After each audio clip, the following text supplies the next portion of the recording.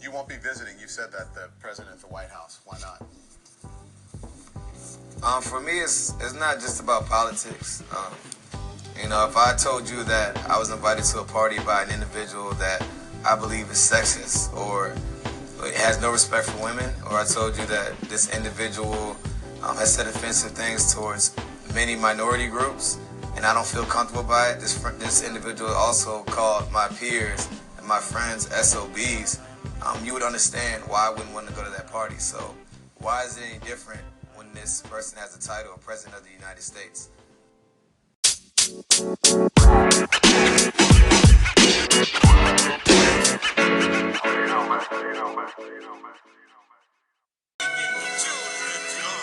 Yo, what's going on, people? It's your boy, Kem B. Welcome back to the Fly Young Intellectual Podcast. Thanks for joining me. For those who don't know, the Fly Young Intellectual is a movement that I started, and we're just here to inform, inspire, and interact with the people. I appreciate everybody who listens in, who sends me messages, encouraging me, telling me they enjoy the content. That's more than enough for me, man. I enjoy that. I appreciate that, and I'm going to keep going for y'all.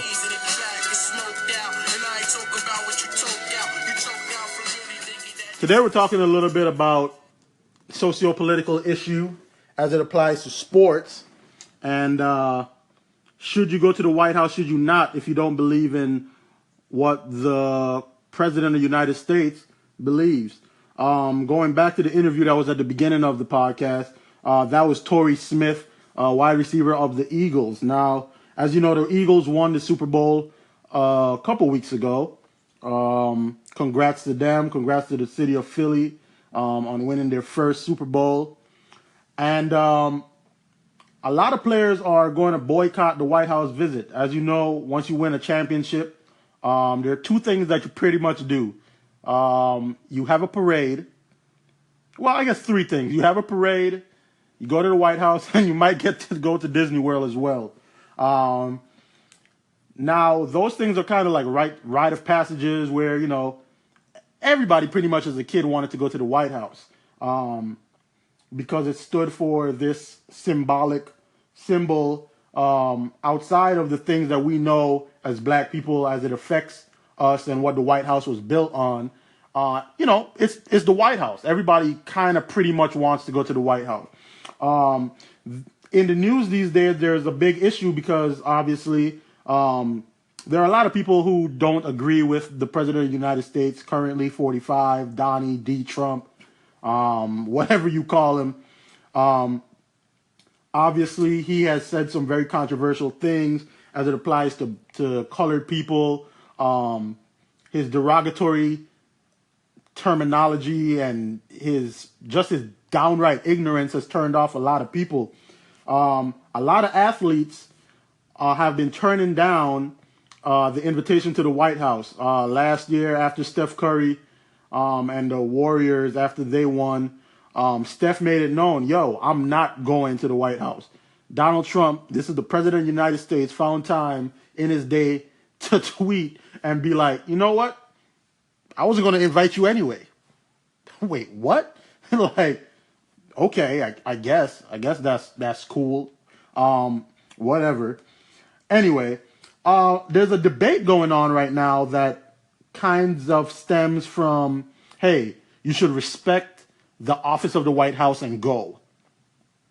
A lot of the players aren't agreeing. As you heard Torrey Smith say, he was like, if I told you I wasn't going to go to this party of this person who is like a bigot, they don't respect women, they're just, they go against everything I believe, would you tell me I'm wrong?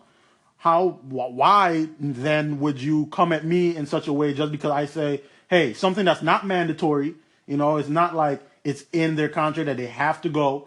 It's kind of a reward. It's a cherry on top for winning. He wants to, within his constitutional choice and right of being a free man, wants to exercise his right to not go. I really would want to talk about how and why I feel it's a good look to be able to exercise that right. We're going to take a quick commercial break, and we'll be right back. Let's talk about it on the Fly Young Intellectual Podcast. Welcome back to the Fly Young Intellectual Podcast. Today we're talking about, obviously, sports and politics, especially as it pertains to the NFL and Donald Trump. There's been pretty much a standoff between those two, especially in regards to Colin Kaepernick, who, must be applauded once again for his stance that he was going to kneel during the national anthem to bring awareness to the mistreatment of minorities in America. Because of that, that spread like wildfire throughout the league for those who were socially and politically aware and woke, so to speak. A lot of people started kneeling as well. The president came out and kind of openly said those who are kneeling are disrespecting the flag, disrespecting the military, which that's not what it was about at all. Colin Kaepernick over and over said, this is not about that. This is about the injustice.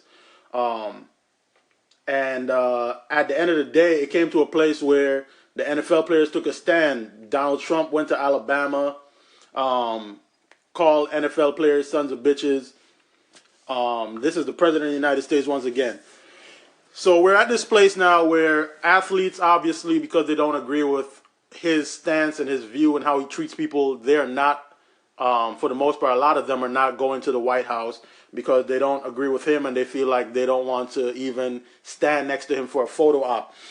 Malcolm Jenkins plays for the Philadelphia Eagles as well. He said he wasn't interested in going there just for the photos. It's bigger than that for him. For me, I think, as I've been doing a lot of research on it, I've been seeing the differences in opinion. Some people are saying, it's the White House, respect the office, forget the person who's in charge. Other people are like, nah, exercise your right. It's not mandatory. If you don't agree with him, why go?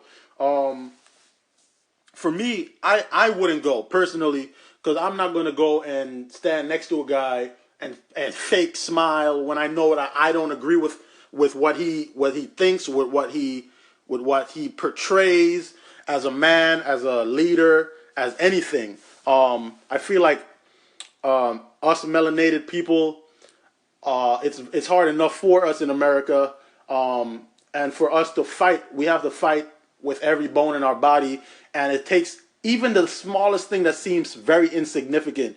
Something like going to the White House, it may seem like, really and truly, what's your stand? But I think it helps. It helps in the regards to being able to just standing for something. You know what I'm saying? A lot of the NFL players, they didn't stand with Colin immediately, and I'll keep it real with that. I don't feel like a lot of them really took on his fight until Trump called them sons of bitches, and then like that masculine pride was like, oh nah, I ain't no SOB, so I'm kneeling, forget you.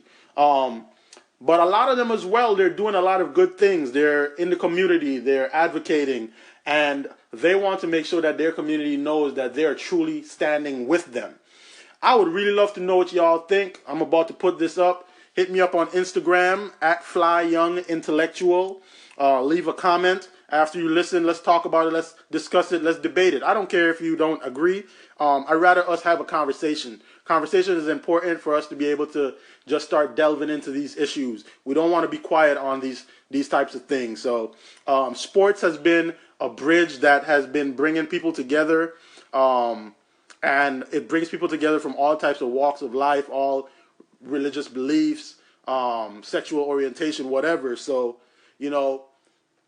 I grew up playing sports. I made a lot of friends playing sports, black, white, whatever. It didn't matter. We were all together for one cause. So for me to see a team or a group of people standing together for one cause, that's enough for me. Let's talk about it. Thanks again for tuning into the Fly Young Intellectual Podcast. Peace.